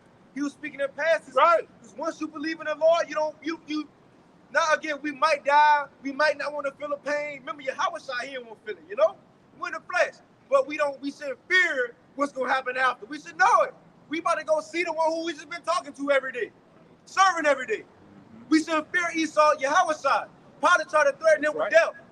Don't you know I got the power to crucify you or let you go? You know what's so cool about that? He actually did on earth. It seemed like it though, right?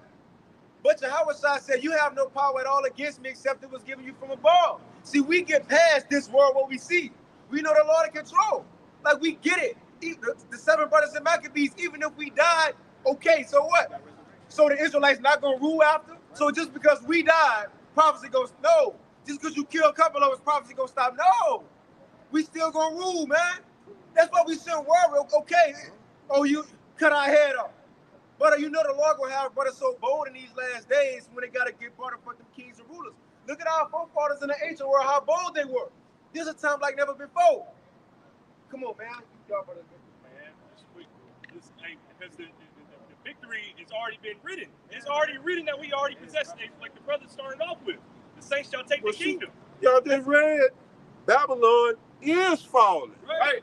It's here, I'm in it. Right. But you got to believe, that was a prophecy. Babylon is, in some dimension, somewhere it already failed. You know, in high planes of existence, it's already, you know, we are in the lower, this third density, low vibration shit. We the last to get and see shit. But where the Most High at, it been already, we done won. We gotta play the script out. Right. You know how it kind of is real quick? You know how like the director and producer before movies, they'll see it a couple times or whatever, but then everybody will be there for the premiere to see the full thing out. Right. You know, and even they might sit there themselves to kind of watch the full thing, like, you know, but that's how the Lord is. It's already played out. He's seen the full thing, but now as it is, he kind of redoing it again. As on earth times now. But you still know what you're going to This is Ecclesiasticus chapter 34 and verse 13 in the GMT. It says, those who fear the Lord will live because they have put their trust in the one who can save them. Fear the Lord and you will have nothing else to fear. If your trust is in him, you will never have to act like a coward. And we stand on these scriptures. We stand on these scriptures, and Lord willing, he keeps that spirit in us. Because we understand that there's something called resurrection. Just like Yahweh Shai rose from the dead and he got the victory over death, same with the nation of Israel. But those that put their trust in the Lord, if we die, we know the prophecy say we're going to be in the heavens. You know, basically, how does it say in Book of Revelations and in 2nd Ezra? Those that were killed already? Yeah. Basically, those that had to die. Were beheaded. Yeah, that's the precept. The Yeah. souls of them that were beheaded, yeah. You had rest with your Hawashai, man. Yeah, so it tells you that's not the end all be all. That's it. If we fear the Lord, we got nothing to worry about because he's going to be the one to save us. Wisdom of Solomon, the 3rd chapter. If we fall, death comes our way, the Lord tells us our souls are with him. So at the end of the day, there's really nothing to fear when it comes to death because that's just the transition to get everlasting life. You know? And according to the scriptures, Apostle Paul, because he seen it. He seen it. He was like, I'd rather beat out. So Esau, even if Esau come down and kill us, you doing us a favor. You taking us away from this bullshit. And even that, the only reason we really want to stay here, first and foremost, to do the work. And, brothers may have families. We don't want to just leave. We want to make sure we do the work for them so they can be spared. Yeah, we got wild children. But we were just solo. And we had the choice. So brothers don't want to get the fuck up out of here, man. So he going to be threatening us with what he threatening the people of the world with. Food and shit like that. Come on, man. We way past that. Man. Oh, you got yours now. God, this is Proverbs chapter 29 and verse 25. It says, the fear of man bringeth a snare, but whoso putteth his trust in the Lord shall be safe. That's just backing up exactly what the brothers were just saying. If you fearing Esau, that's a snare. That's a snare unto you. But if you trust in the Lord, you're going to be safe. Simple. And I like to think about our forefathers, man. Like, I know brothers understand this, but if not, I hope brothers, understand this. When our forefathers was living, like, nobody was just following Abraham around, just writing everything. You feel me? Like he was just doing. I'm sure they had scribes and all that, but I'm talking about in detail how we have it. But even Job. Remember, Job was fussing with his friends. He was like, man, I wish my words was recorded in the book. Who's around just chapter 3? Nobody. But it's what their life was written down right for us to have. Bro, decisions we make, things that we, are bold in, it's going to be written about us, how we was living right now in this life in the kingdom. I like to think Kingdom Brother get 1 Maccabees 2 and 50. How you want to be remembered? Remember, and then after this, you can't change it. You can't change it no more. Once the kingdom comes, that's what a man, he going to be known for, remember for forever, man. You can't change that. Now is the time to do what we got to do. The point I'm bringing it up, when the hour of temptation comes, think about how our forefathers will respond. Romans 15 and 4. The things that was written aforetime. We won't get down like, now you known for getting, you were scared of the so-called, think about it. You were scared of the so-called white man. So in the kingdom, when you see Esau for what he is this the man? Yep. You gonna think like, bro, I was scared of him? No, think about that now. So when you come, you be like, bro, you already lost. Esau, like, you out of there. Even like the brother Maccabees walked out with his shit ready. If I can add, that's like thinking from the sense of like how the Lord looks at us. The Lord tells us, no, we ought to fear him and not Esau. That's like us with our sons. Not pick fishing or something. Pick up the fish. It ain't gonna hurt you. I know it could, but you know what's best for your child, right? So that's like the Lord telling us, don't fear this man because at the end of the day, he's a fucking Edomite. He's lower than a piece of shit, man. We ain't got shit to be afraid of a fucking Edomite because the Lord told us so. But I got 2 Maccabees. Matthew 10, 28. I got it right here. Matthew 10 and 28. And fear not them which kill the body, but are not able to kill the soul. They can't kill the soul. After Esau, say if he's trying to torture you and he's trying to take his time to make it worse, he start picking your fingernails, maybe, poking your fingertips. What if the Lord have you bleed out? And before he got to the final finale, you already dead. Now what he gonna do to your soul? Nothing. The body dead, your soul is full of life now. And we get that, man. We get that. Hey, the martyr is in Revelation chapter 2, Antipas. If you look him up, go into a little, research about him. It tells you they put him in that brass bull and burned him alive, so to speak. But when they pulled him out, his body and his flesh wasn't fucked up at all. Right. So Lord preserved his body, and who knows if he felt anything. Lord just took his spirit. That simple. We got to trust in the Lord. Yeah, you got it. You started from the top. Matthew 10 and 28. And fear not them which kill the body, but are not able to kill the soul, right.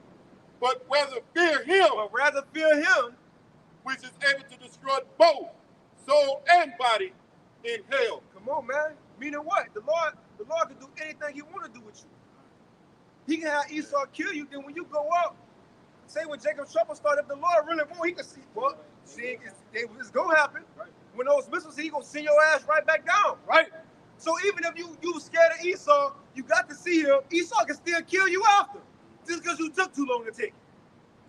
He can still, see, niggas going to think, after I take this, then my life will go back to normal. I'm going to get on my podcast again or something like that. His life is done with.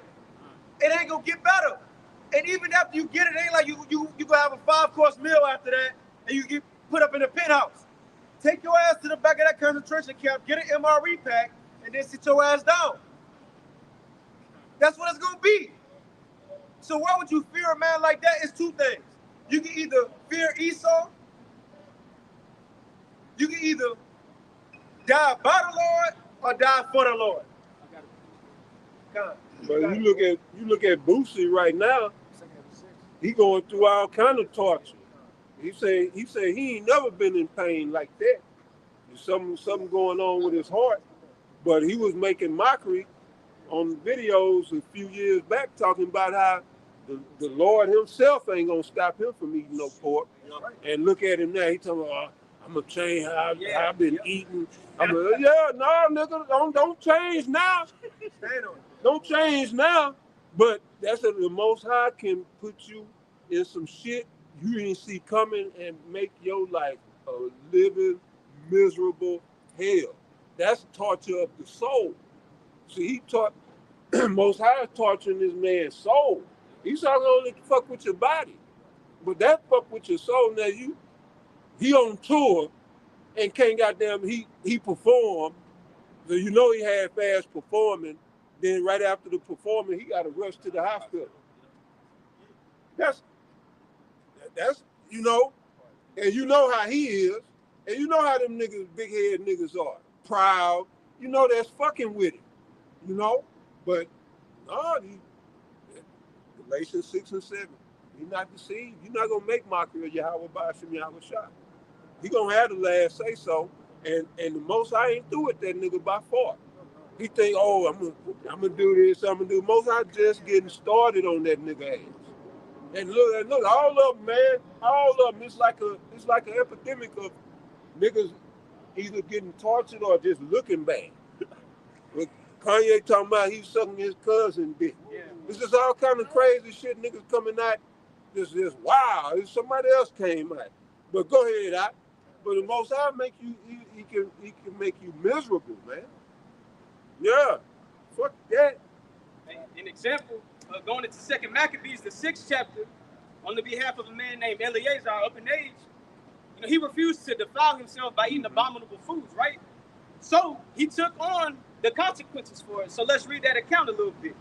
2 Maccabees chapter 6, and I'm going to start at verse 25. It says, and so they, through mine hypocrisy and desire to live a little time and a moment longer to try to preserve your life, it says, and if I can add, just to give brothers some context if brothers don't know, it was at the time of the Greeks, and just like the MOTB, it was a time period that was forcing people to eat pork, and you had these upstanding forefathers who denied it, and now you had his friends, this man Eleazar, you had his friends who came up with him, remember he was older age, and they already sold out and ate the shit, so they was like, look, try to go to him, look, just get some beef, some chicken, some quail, some lamb, and just act like it's pork and eat it. So that's what it's going into now. You're like, I ain't about to fake this shit, man. You gotta go. In 2 Maccabees chapter 6, in verse 26, it says, for though for the present time I should be delivered from the punishment of men, yet should I not escape the hand of the Almighty, neither alive nor dead. So what's the point of selling out? At the end of the day, you still gotta face the Lord to receive your judgment. So it's no point of fearing men and bowing down and bitching up, because at the end of the day, you go fear the one who is going to be feared, bro. That's right. You either die for the Lord or die by the Lord. If you in that situation, Esau try to threaten you, man, tell him, hey, do what you gotta do. Do what you gotta do, because you know what? At least the Lord can save us from Esau and these heathens' hands. These heathens can't save nobody from Yahweh Bashim Yahweh Shah hand. Esau can't step in and say, hey, he took it. Let him be. No. But if Esau want to try to torture us, the Lord can have us, like the brother said, not feel it, or die, the guillotine, get your head cut off, or and then out of nowhere your head starts shaking, come back on your body, you back alive. The Lord can do anything, or if you actually die, you're going to come back on the chariot. First to get beamed up, you good regardless. But if you say, okay, I bow down, now you got to die. Then you're going to be here when the missiles fall, because the Lord going to raise up your spirit, and you're going to look up, it's going to be missiles, so you're going to die again. Right. Then you're going to be in the kingdom and be like, damn, I was tripping. Yeah. So what's better? Serve the Lord, die for the Lord, man. You got it, bro. I'm going to keep going. Okay. I'm going to jump to verse 30. 2 Maccabees 6 and 30. It says, but when he was ready to die with stripes, he groaned and said, it is manifest unto the Lord that hath the holy knowledge that whereas I might have been delivered from death, I now endure sore pains in my body by suffering these things because I fear him. And thus this man died, leaving his death for an example, for a noble courage, and a memorial of virtue, not only unto young men, but unto all his nation. And that's an example for us until these days, to this very day. Because the same shit is going to take place with a microchip. Down the line, it's gonna point to that direction. So if you're faced with that, lean on these scriptures, and that'll be our confidence and our courage to get us through those times, just like our forefather Eleazar and other men we read about. It's that digital port. The MOTV will be the digital port. Can you read that again? Yep. Because it says, though he suffered in his flesh, in his spirit he was well content. Which means we might be feeling pain. Yahweh on the cross, the Lord. You don't think, yeah, he was suffering in his flesh, but he knew, but I'm about to win after this, though. Hebrews 12 and 2, can a brother get that real quick, just to prove that, just to back that up. Yahweh was suffering in the flesh, but he was content in spirit. That's what got him through. You got it. This is Hebrews chapter 12 and verse 2. Looking unto Yahweh, the author and finisher of our faith. Come on, it start with him and end with him. Faith start with him and end with him. Think about that. Now, our forefathers been had faith, but the ministry of faith and mercy came through Yahweh, John preaching Yahweh. And guess what? Once the Lord come back, the Israelite ain't ever going to have faith ever again. Right. Because what is faith? The substance of things hoped for, the evidence of things not seen. We're going to have everything. So he going to put an end to faith. We don't have to have faith no more. But he the main example. Look unto him for the example because he know all about it. You got it. Apostle Tahar said, man, the kingdom gonna be sweet. You'll be able to think of something and manifest it. We're gonna be bringing shit into reality, bro. It's gonna be crazy. You know, brothers got wild imagination. So, yeah, it's gonna be nice. And we see a foreshadowing. Like, think about it. And see, everything the Lord blessed these heathens with, he have it on a higher level. That's why we know the vehicles that the Lord coming back with, the world know them as UFOs. We know them as the chariots of the Lord, the chariots of Israel. Right. Sound crazy, right? But think about it like this. So you telling me, people, men on earth, especially heathens, the so-called white man and, you know, so on and so forth, Chinese man, right? They able to build planes, drones, things to fly in the air, do all kind of maneuvers, but the Heavenly Father don't got no vehicle. He can't make none of that, though. And even if you say, yeah, UFOs real, so is it aliens in there? Is it the Greys, ET them fathers still? No, man, that's the angels. Right. And that's the people who the world ignorantly call Jesus, that's what he go come back on. Not in it, on it. Because it say you gonna see him. And the prophet say he gonna stand on top of it. That's why it's gonna be a salvation like never before. See, the people don't know that though. In terms of they don't teach, this is the truth, man. This is the truth. That's why his salvation gonna be like nothing ever. Wisdom of Solomon 5 says so far beyond all these people's imagination. Who would have ever thought that chariots, UFOs, and the Lord, the Son of God, and the angels was gonna come back and save the so-called blacks, Hispanics, and Native Americans out of captivity, right?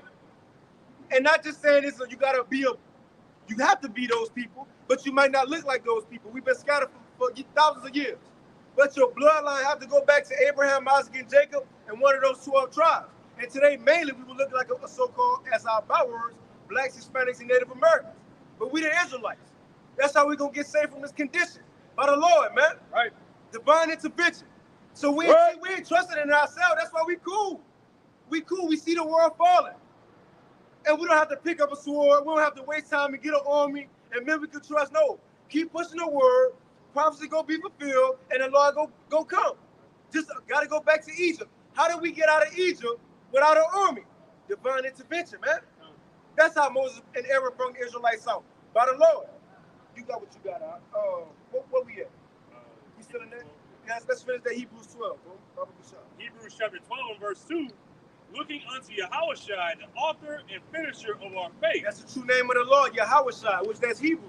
Which that the Lord was a Hebrew and he spoke Hebrew. We didn't lose the language of who we were to captivity.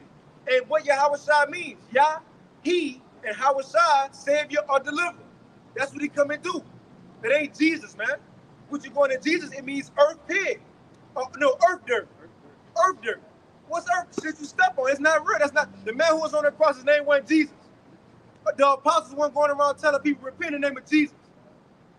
When he came to Apostle Paul, when Apostle Paul got knocked off his horse, he said, a man spoke to me in the Hebrew tongue and said, my name is, it would have to be Yahushua, because Jesus is not Hebrew. This is Acts chapter 26 in verse 14. And when we were all fallen to the earth, I heard a voice speaking unto me, and saying in the Hebrew tongue, Saul, Saul, why persecutest thou me? It is hard for thee to kick against the pricks. And I said, who art thou, Lord? And he said, can you say Jesus, just to see if it sounds right? Because it said he spoke to me in the Hebrew. Can you just say Jesus? And then can we go back and say Yahweh? Just to get it. We're going to read it verbatim first, right? Read it verbatim. Acts chapter 26 and verse 14. It says, and when we were all fallen to the earth, I heard a voice speaking unto me, and saying in the Hebrew tongue, Saul, Saul, why persecutest thou me? It is hard for thee to kick against the pricks. Verse 15. And I said, who art thou, Lord? And he said, I am Jesus, whom thou persecutest. Hey, that's about it. You know what I think about? The Jesus from last night on the Thursday line, smoking a cigarette. That was with a Marlboro. Yeah, smoking a cigarette, stressing. With a Marlboro. Yeah, right, so if it's in the Hebrew, how can his name be Jesus? You say, I was laughing. You say he had an IPA, and then I said he had with a Marlboro. You know, he had a Jesus picture on Google. He had a tomboy, right? Yeah. It looked like the IPA color and the cigarette. That's just funny. Verse 15, it says, and I said, who art thou, Lord? And he said, I am, since it's in the Hebrew, it would be Yahushua, whom thou persecutest. That was the point. His name cannot be Jesus if he spoke to Paul or Saul at the time in the Hebrew tongue. No way possible. Then you contradict yourself by you saying there's no name under heaven, but Jesus ain't a Hebrew name, so what the fuck you really talking about? And that's to show you they really ain't grounded. Because once you say, well, Jesus wasn't his name, yeah, I know his name was Yeshua. See, they don't know. Yahushua. They don't know. You don't know. So when the time comes to where you're going to need that, you ain't going to know. And then if you try to call on the IUIC or whatever, who the name was, Yahushua. Romans 10 said, how could you call on that name and who you have never believed? Right. You ain't been believing on him. You ain't, when you got in that situation, you said, Most High, Christ bless at the end of your prayer. You put Most High, Christ bless Jesus, the black Messiah. That man ain't gonna come to you. Yahushua ain't come and save nobody who acts on, call on him in that. But you can finish that out. But Yahushua, that was the main example we need to look at for faith, man. Because although it didn't feel good in the flesh, he was confident in his spirit. That's how we should be. Although things might not be convenient for us right now, even when the times get hard, we should be okay in the spirit, man. Mm-hmm. Hebrews chapter 12 and verse 2, looking unto Yahushua, the author and finisher of our faith, who for the joy that was set before him endured the cross, despising the shame, and is set down at the right hand of the throne of Yahweh, Hashem Yahushua. It says, for the joy that was set before him. What's the joy? Just y'all two brothers' name. Yaquah. What's the joy that was set before Yahushua? The kingdom. The kingdom. That's the answer right there. That's the joy that's set before him. You know? But in a few details, what the Lord want to do, he want to come back on earth to his rulership. What's one thing, you know what to tell you Yahushua want to do? In John 17, he said, Father, He said, bring me back to the glory. He want to study a little bit. He said, bring me back to the glory that you gave me. He was like, and the ones you gave me, let them bring them here with me so I can show them what I got. Yeah, he want to study. Yeah. Hey, even when he want to see us again, how bad we want to see him, he want to see us. He want to, we fellowship. He want to sip yah with us, talk about what happened. He told us that. I ain't going to drink it right now with y'all. I'm going to drink it new in the kingdom. Yeah, that's something he want to do, man. Having slaves of his own. What he say? If this was my kingdom, my servants going to fight. He want to finally do that. He want to do that. That's the joy that was set before Yahweh. So therefore, he was able to do what again, Ark? Hebrews chapter 12 and verse 2, looking unto Yahushua, the author and finisher of our faith, who for the joy that was set before him endured the cross. Because of what he was thinking about, what he was going to get, he was on the cross, and he was on them. He could have easily, remember, he said himself, you don't think I could call 7 or 12 legions of angels from my father, and they could get busy? Peter, put your knife up. You don't think the Lord could have just broke out the whatever? No, but look, you got it. Even when they came to arrest him at the Garden of Gethsemane, he knocked them back. He's like, you looking for me? And they went and flew back. Yeah, they got up. He said, I said who y'all looking for. He's trying to get up Yahweh of Nazareth. He said, well, I'm him. Take me and let them go there. Yeah, bro, Yahweh was like that. You know, nigga, people like the little characters on the movies, and Yahweh was really like that. And I ain't talking about no YN manner either. Right? But Yahweh was really like that, bro. So, and he had to come as the lamb. A lot of times, he even told the scribes and Pharisees, a lot of stuff I won't tell you now, but I ain't here to do my own will. Think about when he come back to do what he want to do. To do what he want to do. And he said he think about it. He said, the day of vengeance is in my heart. And the year of my redeemers come. He think about that, man. That's why he was able to go through the suffering. You got it, huh? Hebrews chapter 12 and verse 2, looking unto Yahushua, the author and finisher of our faith, who for the joy that was set before him endured the cross, despising the shame, and is set down at the right hand of the throne of the Most High. Now he good. Now he good. So now, seeing when he was on the cross, he was excited to get that. You don't think he wanted a little bit more now that it's all said and done? He ready, bro. That's why Yahweh gonna come back in the manner he gonna come back. Like it said, what you got? The fire is kindled already. Like Yahweh said, he said, if this fire be kindled already, what you think is gonna be when he actually returns? In the second Ezra, the second chapter, it tells you basically Yahweh is longing for the number of his saints to be fulfilled. Yep. So he's waiting on to be reunited with his saints, those that stand simply for his name in this earth, who these motherfuckers try to cancel out. Did you have that in second John 17? No, I didn't get it. I'll read this real quick in Luke 12:49 in the NLT.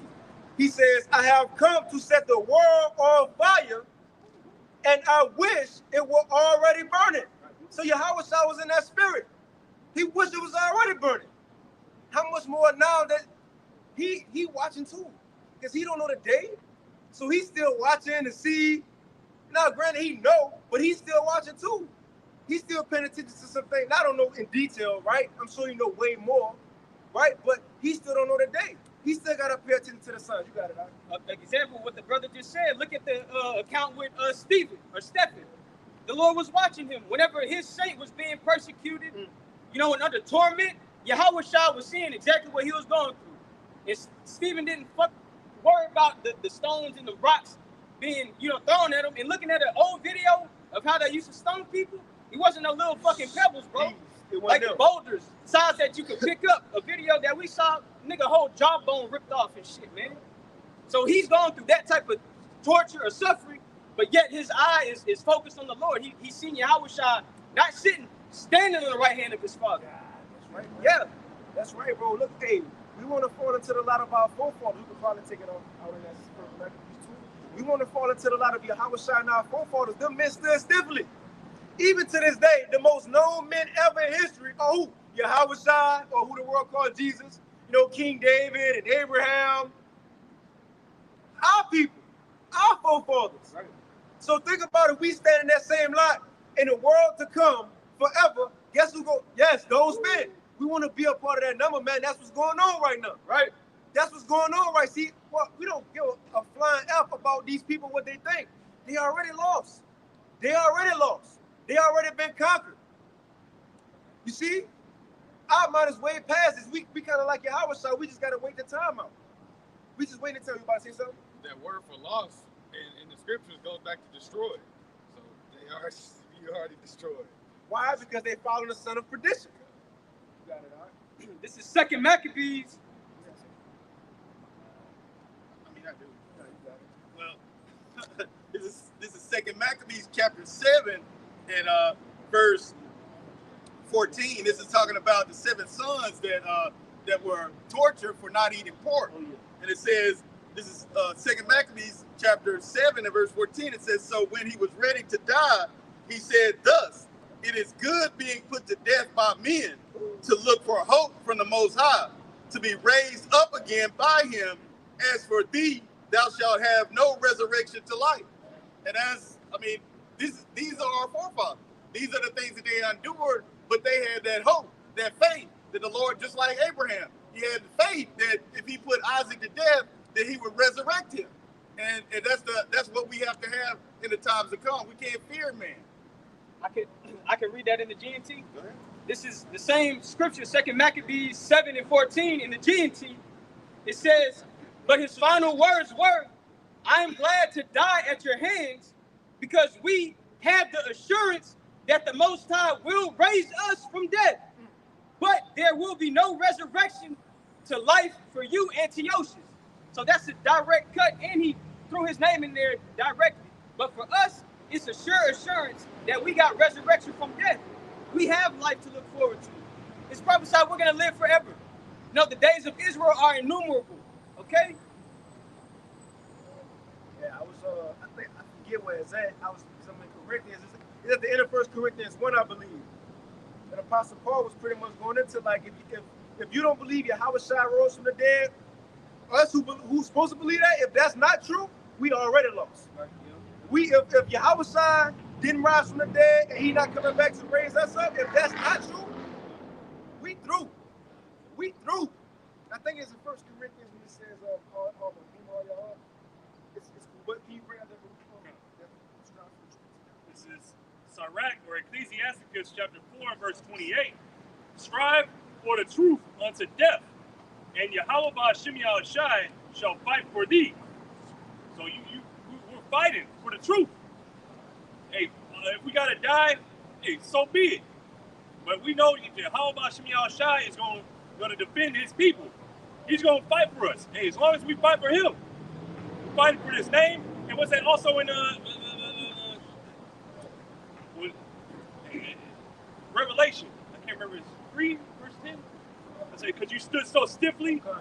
Whatever. Because we kept the word of his patience. You can read it and go back to that. You got to go. I'm thinking of 2. I'm thinking of 2 Corinthians 2.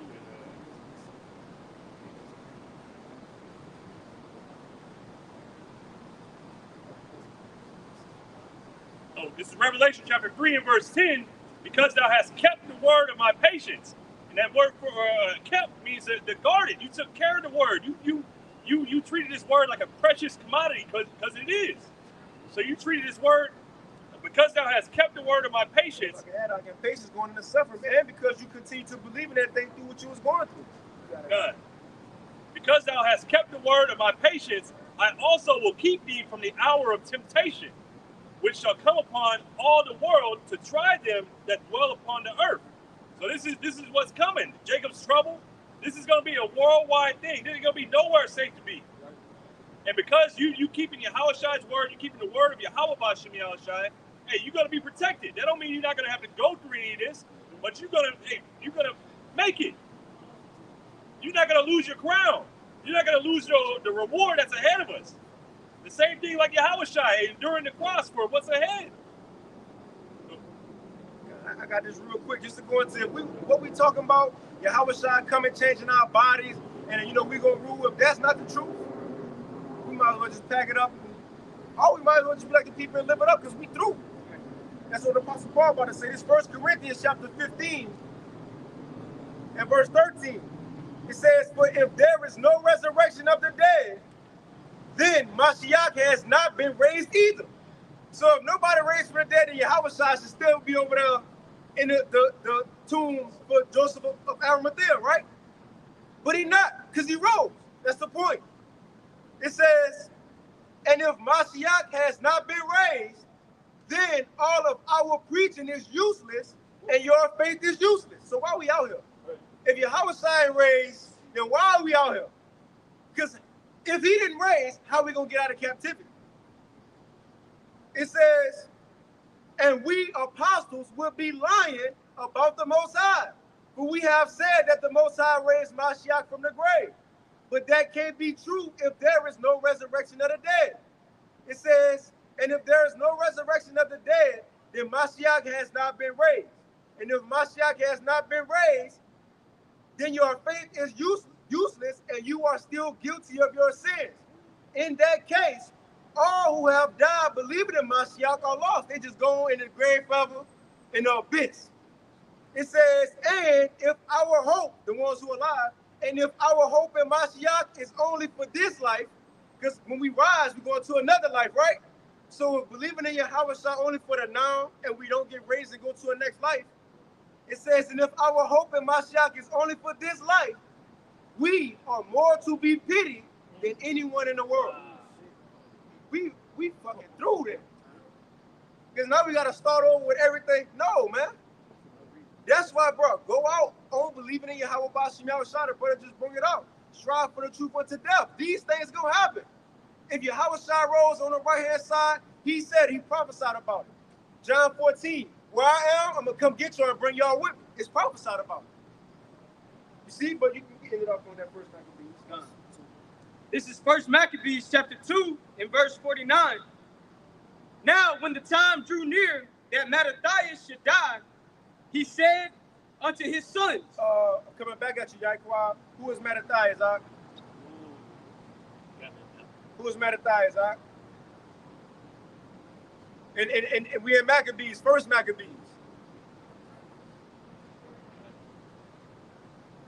Oh, I think we finally got Jonah. Uh-oh. 4, 3, 2. Now you good, brother. You good. You know, we're messing with you because you get everything right, you know? But Mattathias, that's the father of the sons of the Maccabees sons. Judas Maccabees and his brother, that's their father. Now, he was on his deathbed. He about to pass away. And he about to give him a warning before he leaves, kind of like on the left-hand side, the Rothschild's father. Before he was down here, like, look, y'all gotta go deceive, do wickedness. He was teaching them how to do the banking industry so they could keep it in the family. So he was giving the same thing on the righteous side. You got it. 1 Maccabees chapter 2. And you know what? When we go into a time like this, you know how you gotta give people a pep talk? Yep. What's the pep talk for Israelites? What should it be? The acts of old that our forefathers did. The Most High did with our forefathers. Right. That's the pep talks. Just like when Judas Maccabees, before he was about to go to war, he was like, man, remember David, man. Remember so-and-so. You got it, bro. 1 Maccabees chapter 2 and 49. Now when the time drew near that Mattathias should die, he said unto his sons, now hath pride and rebuke gotten strength, and the time of destruction, and the wrath of indignation. Now therefore, my sons, be ye zealous for the law. So seeing y'all at the end, wickedness grown up, nobody respect righteousness, the same predicament we in, right? This is the mindset to have. You got it, bro. Be ye zealous for the law. Hey, what other times of Paul popped it off with? Getting your mind out of this world, and once you come into Yahweh, you're going to want to keep the law more instead of thinking that the things of this world are just okay to do. No, you're going to want to change your mind, because think about it. If you are okay with what's happening now, when Esau come with the real deception, MOTV, you're going to be fully with it. No, get towards the way of the Lord right now, man. You got it. Be ye zealous for the law, and give your lives for the covenant of your fathers. Die for this thing if you have to. Call to remembrance what acts our fathers did in their time. He said, call to remembrance what acts our fathers did in their time. Romans 15 and 4, right? The things that was written aforetime was written for our learning, so that we, through patience and comfort of what was written aforetime, we gonna have hope in our time. Right? We gonna have hope in our time. So that's what he's telling them. Remember how y'all forefathers went out. Remember how even Abraham, it ain't just about being a warrior, which Abraham was whooping nigga ass too. That's what he did when he had to go get Lot back. And they was like, man, who this is? He was up in age whooping niggas asses, man. Well, heathens, right? But even his integrity, like, how when he had to buy some land, I believe, from the Egyptian was like, man, I'm gonna just give it to you. Abraham was like, nah, because you could probably come back with a million, you fall out, and what if I get rich? You can say, I'll bless Abraham with this. He said, to make this permanent, I'm gonna pay you for everything. Yeah.